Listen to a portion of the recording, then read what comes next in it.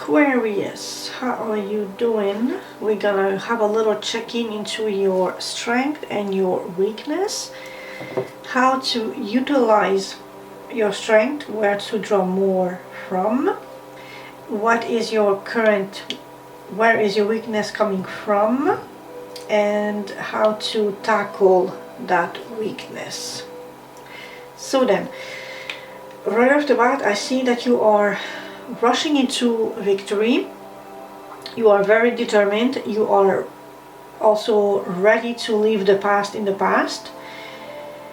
Be cautious of people who might be taking too much from you, or you need to be more stealthy, more clever, more strategic in important people in your life who might come with like a sweet face but really take more than what you're willing to give from you. So that, let's peek into here. And okay, so literally speaking, you feel like you have your head in the clouds, but more realistically there might be a little bit of confusion, a little bit of excess of choice which cloud your judgment. So be aware of where you step and the steps you are taking to reach your goal. You might be also very inspired, very lightheaded, very just euphoric because of this victory that is super in reach to you, like just super accessible at your grasp. But be cautious, because the Seven of Cups is all about having too many options that is leaving you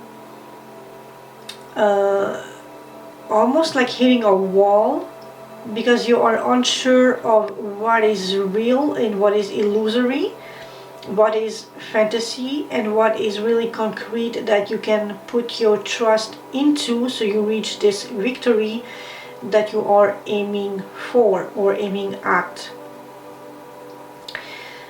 You at this time, your strength will require you to eliminate either superfluous or useless options that are just illusions, that don't have any concrete impactful weight in your quest for this success.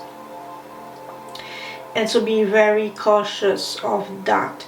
But also, interestingly speaking, we are moving from a Seven of Cups to an Eight of Cups, so you are definitely leaving something behind and you are moving to a safe zone. So if there were options that were clouding your judgment or leaving you in a position where it was murky, uncertain, unclear, you are ready to leave those options in the past and move to something stable, solid, grounded, safe, reliable, that is no longer causing you anxiety, distress, or stress, or just that is impeding in your rush towards success and victory. And yes, you may have invested a lot into one or more, either or of these options, and it's a bit of a heavy baggage, emotionally speaking, to have to leave those behind. But if there were just chains weighing you down and slowing you down, you understand that you are doing the right thing by leaving those in the past and focusing only on this success story, this goal that you are aiming for and headed at. So that otherwise is a beautiful energy. Just be cautious, and I repeat, of the options available to you, and don't have your head too high up in the clouds so that you lose aim, focus, and the path to that success that you are on the path for. So like you are on this path and you see the line, you see the road, you see the directionality in which you need to go, but and then you're not tempted, you are like seduced by all these options and possibilities that will come potentially from the reaching the end goal of your success point, your victory. But if you lose track of that line of where you want to go, the clear goal, the clear path, you might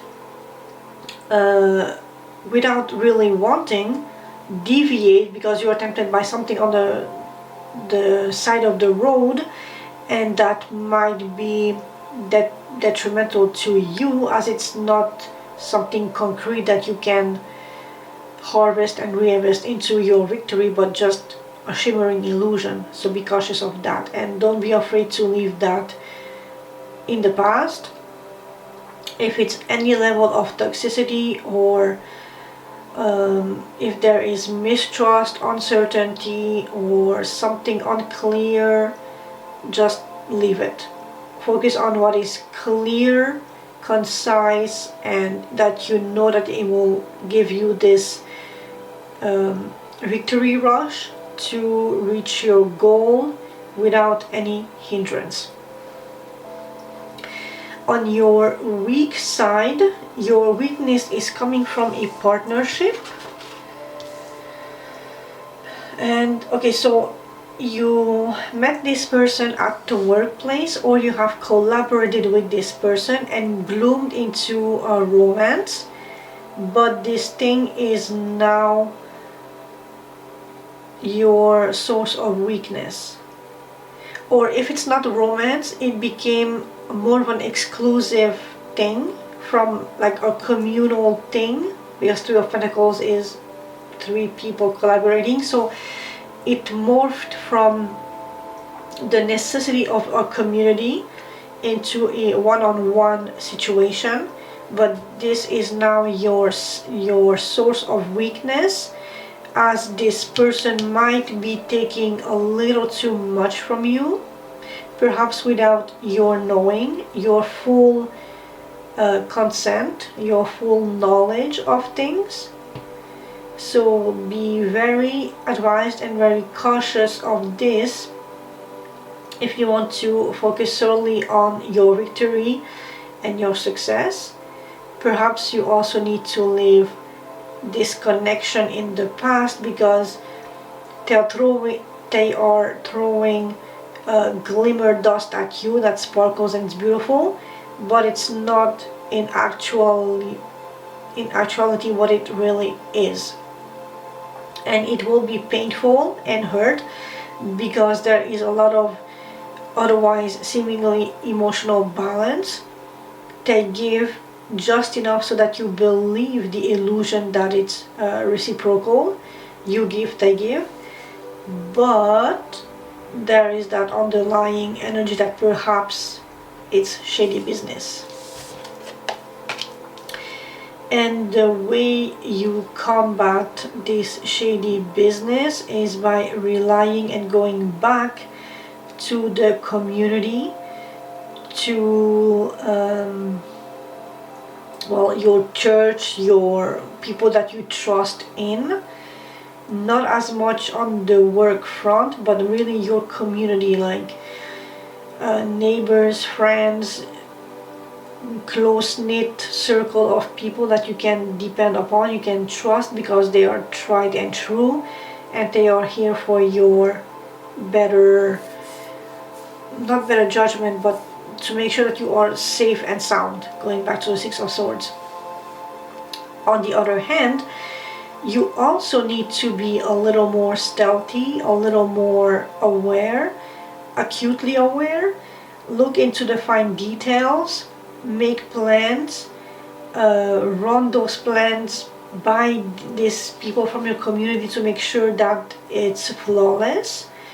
Be a bit more strategic. If you need to use a white lie, or maybe hide major components stay as vague as possible, because whoever is in this position in your life right now that came from collaboration and upgraded to something more intimate or close to you, like in your closed circle of trusted people, this is in your weakness spot, like where my weakness is coming from. So to combat this, you need to analyze who this person is, how they act towards you, and really fine-tune all the details, like, are the cup that they're offering, is it as big as yours?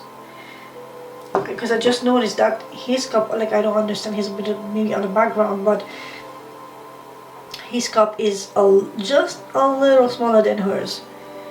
So what they offer to you, is it at the same pardon, level as you are offering them? And if such is not the case, how can you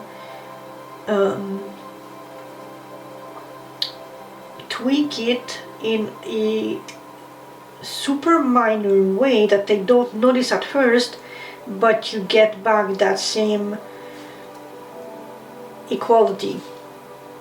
But first and foremost, trust in your community, your family, your friends, but very close trusted sources that have always been there for you, that can guide you, counsel you, give you safety and backup, so that you are not alone confronting this situation. If you need to make a dash for it, pack whatever is like the most crucially important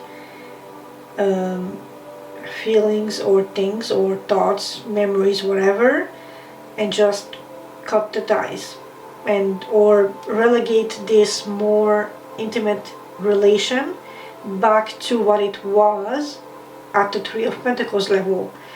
It was just a collaboration, it was just a contract, we were just professionally intermingling, and are putting you back in that position because at the more closer intimate level you are taking advantage of me, and you are currently my source of weakness. Maybe they're taking too much of your time and your energy, so you don't have focus to put back into this Three of Pentacles, which, if this is your source of income, you need your focus and attention in this card, in this energy, so that you are bringing the same energy to the table as everybody else, and you're not being depleted by something that after work hours is taking even more from you, if these two energies are still intermingling. So Capricorn, I hope Capricorn, I'm so sorry, Aquarius, my bad, Aquarius, I'm so sorry. Tune into your emotions and see what's what. Break ties if need be, but focus on victory. Catch you later.